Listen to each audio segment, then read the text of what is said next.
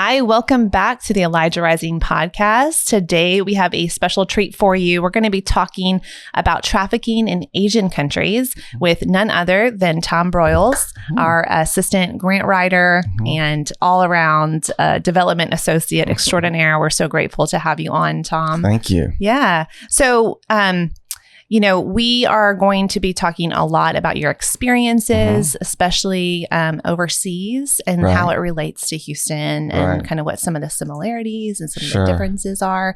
But you had an extraordinary career before you came to us. Do you want to share with our listeners a little bit about your history? Sure. Just a little background. Yeah. So I'll start with, I was raised in Abilene, Texas, Southern Baptist. Amazing. And I decided to go off to university, went to University of Texas, and then went on to law school and got married. My wife is from Dallas. And, we kind of settled into the young adult American lifestyle. Maybe I should speak for myself. We were about trying to make a lot 'of money. Yeah. It's really what we were about. And so we were busy doing that. And about 8 years into that, things started to change a little for us.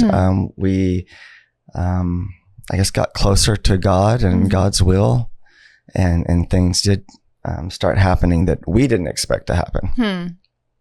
Do you want to share with us what those things were? Yeah, well, we had 2 children, biological children, and then when we thought we were finished, I felt, originally it was me, and I felt like we had another child in Asia. And Anne was like, "Oh, you got to be crazy. we are done. We took care of that." Yeah. It's not. And then one night, she was up all night with a picture of a girl with black hair calling her mommy.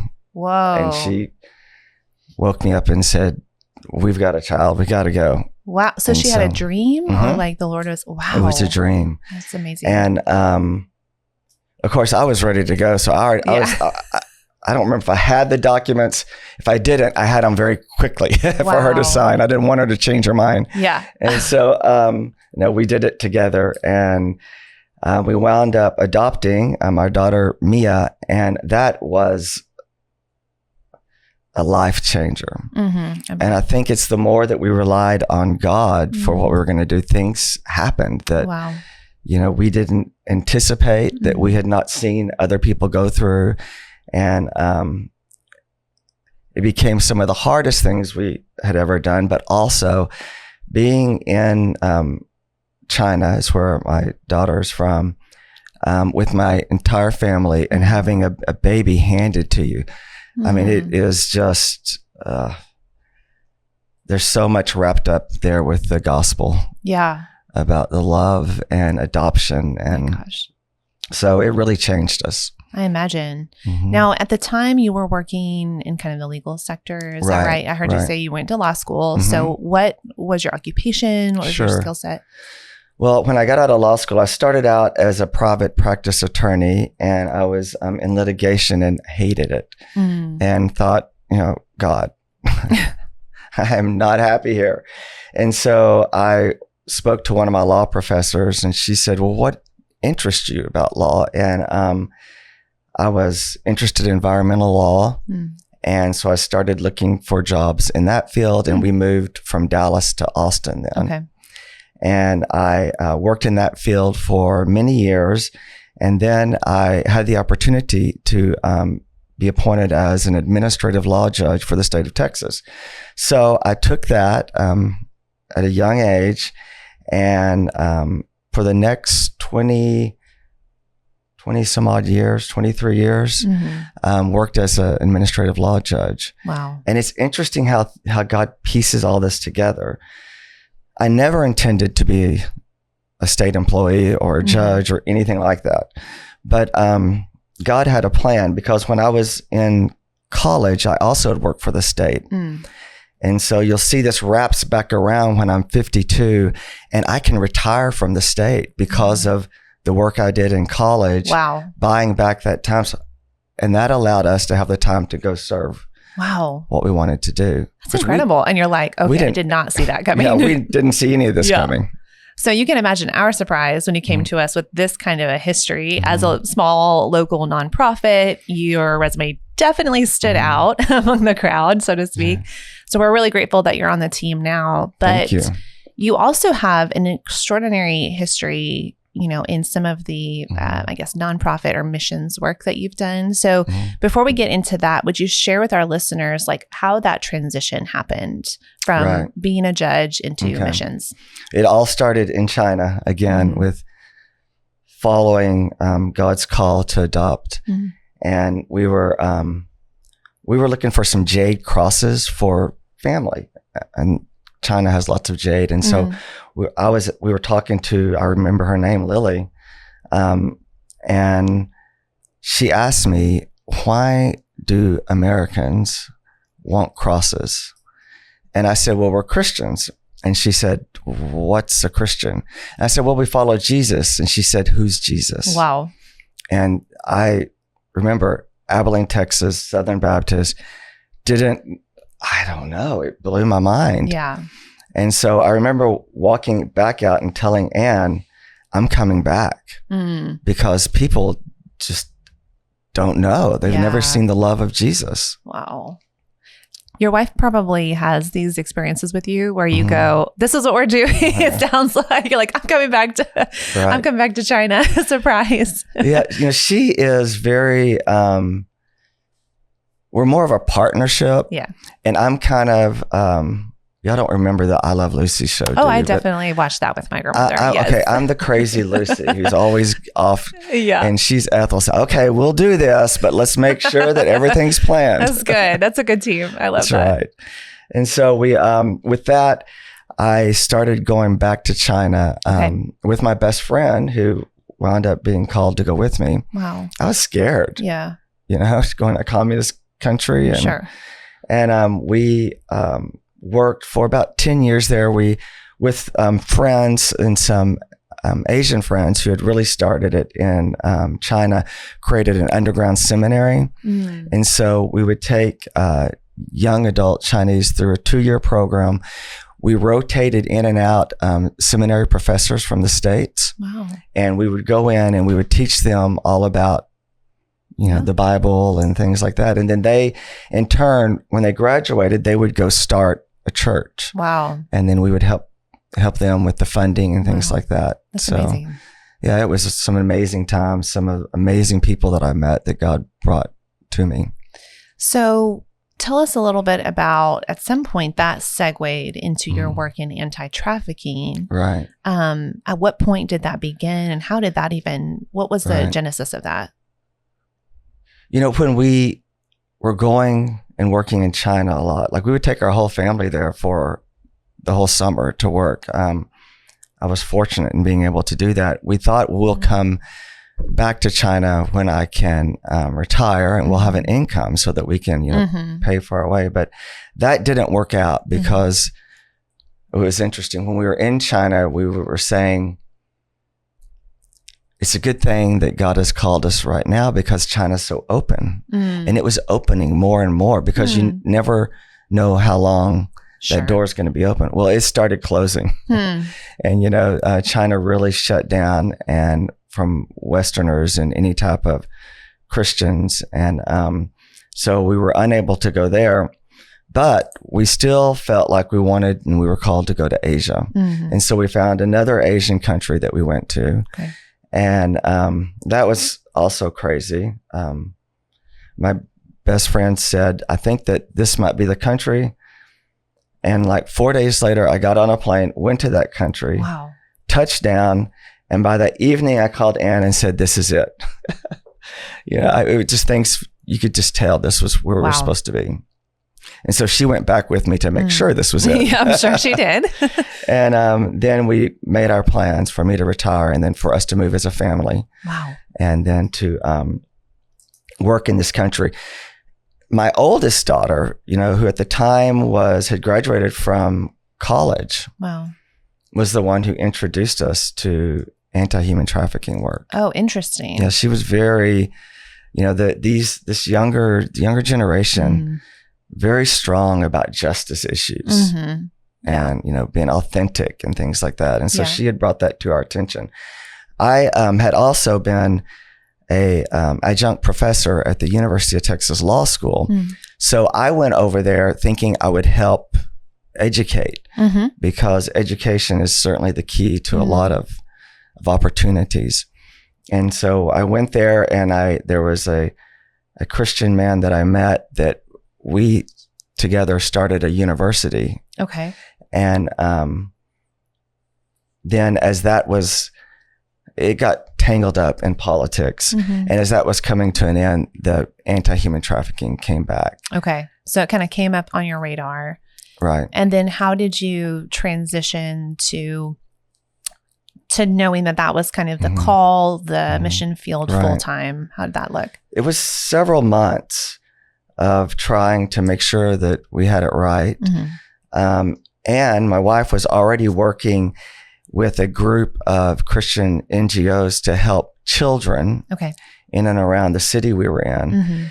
And so an acquaintance came to me, and he said that we're trying to start this NGO, and what we're going to do is we're going to go rescue children who have been trafficked. Wow. And as I learned more and more about it, my heart just broke for them. Yeah.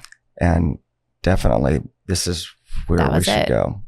So now you guys started a safe home, specifically working with minors who had been rescued and doing that rehabilitation process. Can you talk to us a little bit about the challenges, maybe that process? Sure. Well, it's interesting because we first started, I was training attorneys on how to prosecute under anti-trafficking laws. And then a friend of mine who was a former police officer had trained up some investigators. They were undercover investigators, and they would go into the places and act like they were going to try and buy, traffic girls for sex. And so that was what was first created, and it was successful. Yeah. And after our first raid, we got together with the anti-human trafficking police, and we would go in and raid this place with them. We had, I think it was 6 girls, probably ages 12 to 15. And we took them to a local care home for children. And within 5 days, they were all out. Oh, wow. So their traffickers had come back and said, I'm her brother. And they'd let them just go. Gosh. And so we realized then, stop. Yeah. We've got to have a home. There's no place. This is defeating and that was very hard because the government had said no more children's homes. Wow. And so it took a lot of God giving us opportunities and meeting with people until we found actually a guy who Ann was working with in that NGO community, and they had a license for a child home that they were not using. No. Yeah. Wow. So, we just married the two. We're like, well, thank you. Kind of dropped in our laps, and it took some time. Then we had to do the fundraising, several $100,000. And, but within probably 9 months, the home was opened. Wow, that's incredible. So let me I want to pause here because the people listening to this, a lot of our listeners have done this work. They're in the field, have gone through a similar process, maybe even in the States. But I think one thing is key to take away is that you guys came up against multiple obstacles, but definitely one where you go, okay, our model this part was successful, but as we go down the pipeline, the continuum of care, if you will, now we have like this huge gap and we're losing people. Right. And so that's like a key takeaway. I see that here in the States. I see that all across the anti-trafficking. You don't know what you don't know, right? Until you start doing the work and then you go, oh, wait a minute. Yeah. But the amazing story from, your experience is God had the solution. Right. He already had it in play. You just had to say that, okay, we're going to take the first yes. We're going to take our first step and say yes to the Lord. Exactly. and kind of sort of blindly, but he knows the path. I would tell anybody that's going to do something like this, expect a lot of learning. Yeah, that's true. And just take it not as a defeat. Yeah. I mean, it is a setback, but you've learned something. Take that and go forward, because then miraculously, God also introduced us to a psychologist from the U.S. Who had worked in a safe home for minors who were victims of trafficking in a nearby country, who came in and he became the lead for this and really took over the safe home. That's incredible. And now you guys, I think what's so amazing too is that y'all raised up the people there to lead it, to take over. So you were no longer like needed in that sense. You didn't have to be so hands-on, which allowed that transition back into the United States. Yeah, that's our I think almost when you go abroad, your goal should be, absent extraordinary circumstances, to train up the locals, because they can do everything much better than we can. They just need to do the learning and understanding. And so we worked with Christian brothers and sisters in a country where Christianity is under persecution. It's very difficult. It's incredible. And a lot of the Christians aren't educated, but they're on fire and they want to learn. And so I can tell you today that both of those, the NGO with investigators and attorneys and the aftercare home, are doing much better now that we've left. And that the locals have taken it over. That's an amazing story. It's amazing. Yeah. What a success story. I mean, you guys had so much work to do that you had to come in, train law enforcement, train the justice system. I mean, that's a lot. But you don't know it going in, thank goodness. Yeah. You're like, okay, we can do this. Like, we didn't know that. If someone had told me you're going to need to start an aftercare, oh, wait a minute. No, hang on. There's no way we can do an aftercare home. That is, I know nothing about that. There's no way. But it happens step by step, and you just keep walking. And then all of a sudden, that's awesome. God's done his thing. Yeah. What a legacy. Incredible. Now, one of the challenges too, I think maybe seen or unseen, was whenever you guys transitioned back to the United States, that there's always there's a term for it, but it's like in missions when you come back, kind of that culture shock. Right. You know, do you want to, do you mind sharing with us a little bit about how that happened with you guys? Well, I'll go ahead and tell you that when I was there, it was tough times. For me personally, I went through a very tough time. I'd heard about the caregivers being impacted by trauma, vicarious trauma, and that really hit me. And probably 4 years, we were there for 6 years, 4 years in, you know, having a 5-year-old on the streets come up to you and ask if he can do sexual favors for money is devastating. Yeah. And seeing what I saw with the girls, gang rapes and the horrible things that were happening to children, I was wrecked. Yeah. And I had to go into counseling. And actually, when I first met you, you knew that. I told you, yes. And I remember you telling me, and I don't remember exactly what you said, but it basically was lose the fear. And I've hung on to that. It's been very helpful because that's where I was. I had, even through counseling, I still was, I don't know why, fearful, but overcoming that and claiming what I needed to claim, the victory, had helped me. But I'm sorry, that wasn't your No, your question. You're fine. But, like, I think I remember saying, like, not being afraid to, I guess, make the step that the Lord is calling you to. Because what you're talking about, the vicarious trauma, the secondary trauma, is all very real. And we don't want to minimize that for anybody. Or say, just pray it away. Because that, that's not like, No. But if the Lord is calling you into a position, knowing that he'll supply, right, what you need as well. Right. So there's kind of Right. that tension and that Right. balance. I can't imagine. Yeah. Right. Because here in the States, whenever we deal with like minor sex trafficking, it's Mhm. usually, it's like behind closed door. Not that it's any less Right. pernicious, Right. but it's not out on the street corner. Yeah, you don't see it No. nearly. We don't have it nearly as much as Right. in some of the Asian countries. Mhm. Yeah. Definitely. So I can't But my mindset was, I was afraid I couldn't function. Yeah. That was Yeah. it wasn't pray it away or anything No. like that. It was just that I needed to step forward in confidence that, the counseling and Mhm. everything I had gone through, I had recovered and I was Mhm. ready to move Mhm. forward. Because you had done a lot of work A lot of work. with your counselor Yes. for a while. Mhm. Yeah, as well. Yeah. Yeah. Well, I came back for a visit. This was our fourth, going into our fifth year there. And I remember talking with my physician. He said, Mhm. you've either got to come back or you've got to get into counseling. Yeah.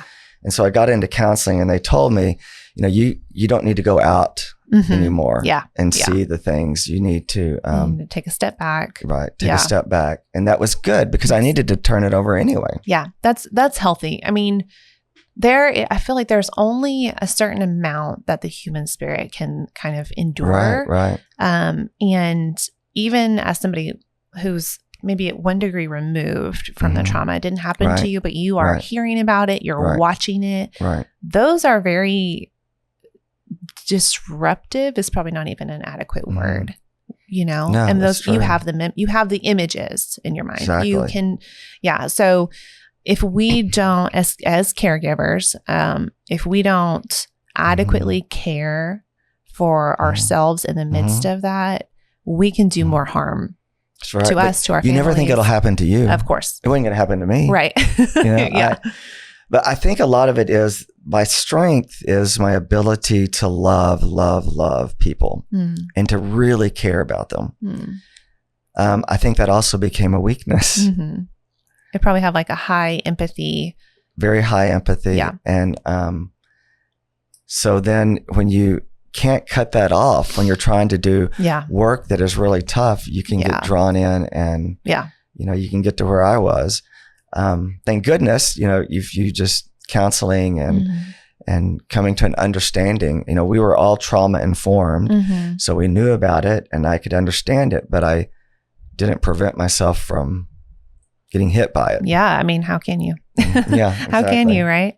And this is a sidebar, but I just think of the Lord, even Jesus, when he was walking in the earth, even now when he sits in the heavens and he intercedes for us, he doesn't remove himself. Right. He right, sees the pain. Right. He not only sees it, he says he's right there with us in the Right. midst of it. Exactly. And so I think it's can be a very godly thing to Right. be in the midst of the place of pain with people. Right. And then I needed, a time, a season of rest. Yeah. And so I've had that and now I'm ready to go fight again. And I'm so glad you're on our team now. Me too. Now, there must have been kind of some surprising things if we shift from Asia to the States, specifically Houston, where you're at now. What are some of the differences that you see? And was there anything maybe that surprised you about the it's so interesting. How did this surprise me and hit me so much in Houston? Because re-entry was much harder for me than going, to Asia. Wow. Re-entry in American culture is very different. Sure. Thank goodness for a lot of things. And we have some things that, are not so good. But I guess, after coming to Houston for a few months, I told Ann, I'm surprised we ever went to Asia. There's so much work to do here. Wow. I had no idea Yeah. the extent of illicit sex all over the city. Yeah. When I learned that there was ways that people could find out where to go get illicit sex and you pay a fee and you get this list. I don't know. I never thought that happened here. And so as I've learned more and more, it's been shocking to me. Yeah. The extent of it. And I don't know why is it so hard to get the word out? That's I haven't worked in Houston for very long. Yeah. And I'm trying to understand why can we not raise up, the people to fight back to this? And we need to find a way to do that. I remember when we were coming against this robotic kind of AI brothel that was trying to be established and how riled up people got. Rightfully so. It was horrific. Thankfully, it did not end up coming into our city. But I remember even government officials, the public, so riled up. I mean, we got such an outrage. And I remember somebody speaking at the council and was like, yeah, but you allow this to humans. You're not allowing this. You're outraged and you're doing all these things to do this for robots. Wow. Yeah. But you're not doing this for the humans that are right next door, literally a block away. And that really stuck with me. That's good. Isn't that? It's like something where we have become so, I don't know if it's like complicit or it's like, oh, this is just how our city is, maybe. We're in our own world. I mean, I was like that and still am to a great degree. Maybe we just can't handle so much of it. I don't know. But, when I realize now that there are Asian women who are brought to Houston told, we've got great jobs for you. Yeah. And they get here, they don't speak English. Yeah. And then they're taken and into sex trafficking. How do they get out? Who do they talk to? Yeah, exactly. They don't see anybody but their trafficker. Right. I mean, that tears me up. Yeah. And I want to go find them and rescue them. Yeah. And hopefully, you're doing that, and hopefully I can be a part of that. Yeah. And I think the anti-trafficking movement as a whole, we're seeing, at least what I've watched over the last decade is similar to your journey overseas, is that we've run a few steps forward and we make some progress and then we go, oh, there's another gap. How do we fill this gap? Who's going to learning? Yeah. Who's going to be raised up to fill this gap? Now we have another gap. Right. So, and really this movement as a whole is only, 10 or 15 years old, really, at this level that we're seeing. That's something that I learned. Yeah. So okay, we're pretty new or pretty young. Nevertheless, so it does seem like, although there's some similarities between, what we're seeing in Houston, what you're seeing in Asia, there are definitely differences as well. Definitely differences. I mean, we don't see as many, not that we don't see as many minors, we just don't see them out in the open like you guys did, which is... one of the things that is common is a lot of, and I'll talk about women or girls because that's what who I've worked with.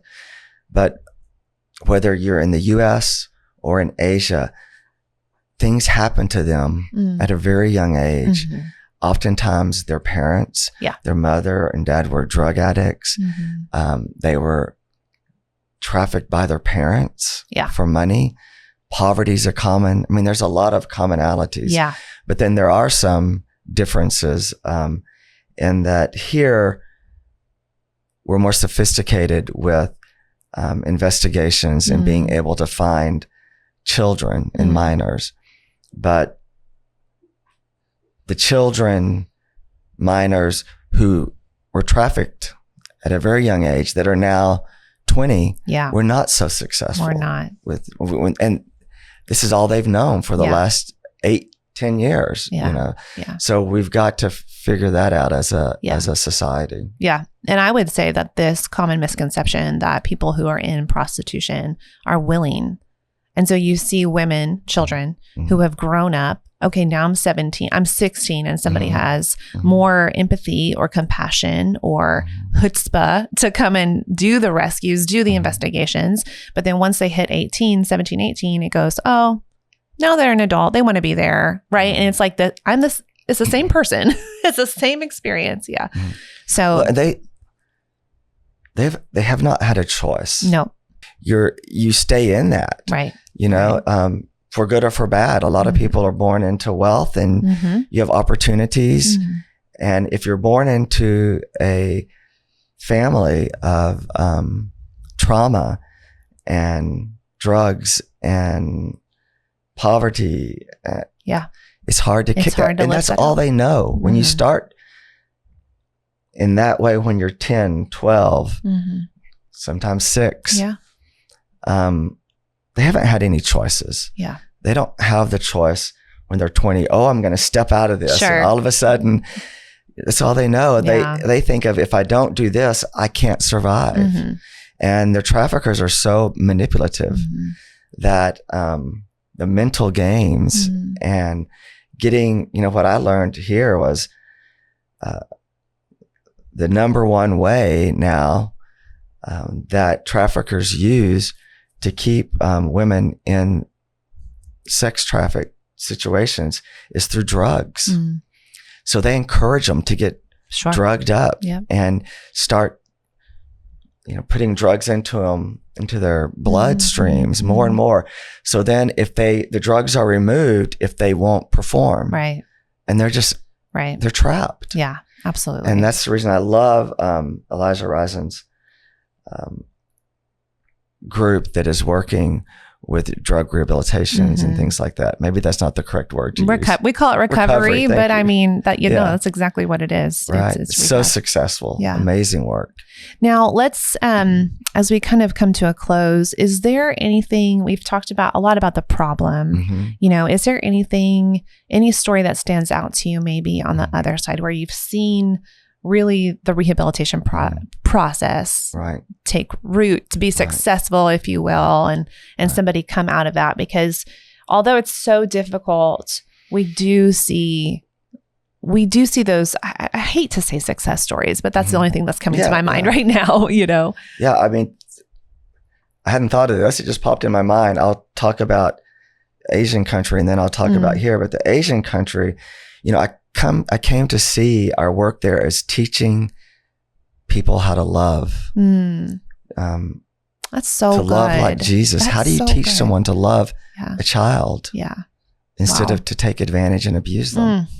And now we see, not just from our work, but through Jesus' work, there's 31 girls in the home. We need a second home. Wow. And they're being loved on every day and they're learning and they're breaking that cycle. Yeah.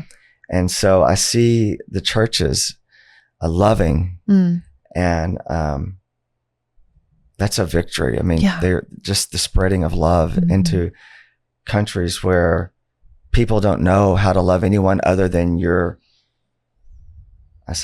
family. And sometimes the way you love your family is not what we would think is love. Yeah. And then here yesterday, I've been not surprised. I've been encouraged by former residents who just walk in and say, "Hey, family." You're like, well, 8 years ago. And you see them repeatedly and there's hugs and, you really are their long-term family. Because you love, you never give up on them. Right? Never, never, never give up. And so yesterday we had one woman came in and I had met her before. And so I knew her story where she had been, when she was a child and her mom was addicted and had wound up going to jail and had used her for, sex trafficking. And she had, again, been introduced into that. There's no choices for her. Right. When she became 18, I mean, there's no choices. That's all she's known her whole life. And so, she came here to Elijah Rising. I think, did she have 4 kids then? Do you know what I'm talking about? Yeah. Okay. I think she had 4 kids then. And it's just amazing how that love can reach people. Yeah. And that it's risky for a lot of these women to leave their trafficker. It is. Yeah. They're fearful. They have to trust us and we have to get them out and we have to get them safe. Yeah. And she went through the program. she also was through a vocational training program here, and she brought something back. She's working in that area now, I think on her own, and doing great. So she's got a good job. She's been in a transitional home for many years, and she came in and she goes, family, I'm going to buy a house. Oh, that's incredible. Unbelievable. It's unbelievable. It really is. And it's years. I think what is so poignant or it stands out is like she went through the program for probably a year and a half. She has been in transitional care for probably 2, maybe 3 years, which is like living independently, paying rent, but still with some recovery. And she had her children then too, right? Because she had lost her children when she came here, and then through amazing work. Yes. Amazing and now she has grandchildren, and she's like the matriarch of her family. But it took years. It has taken years for her to get legal, remedy or credit restitution or, work on all of that. So it's not a quick process. It is not a cheap process. Not a cheap process. But, such a good point. Yeah. But Christians are wealthy in America. Okay, let me get on my development. If you don't know, Tom. It takes a lot of money to help these children who become adults. Yeah. And to give them a chance, just an opportunity that we take for granted. Absolutely. And so I'm excited about getting out there and letting people know, it takes a lot of money, and we need more beds. And, there's a lot of work to do. There's a lot of work still to be done. Yes. There are. But, did she always smile like she smiles now? I mean, every time I see one of the former residents walk in, even when they're here out of a very difficult situation and they need advice, there's a lot of joy. Yeah. That's so good. Thank goodness so God sends them back Yeah. to bring the joy, because the battles that we're in otherwise can overwhelm you. Yeah, absolutely.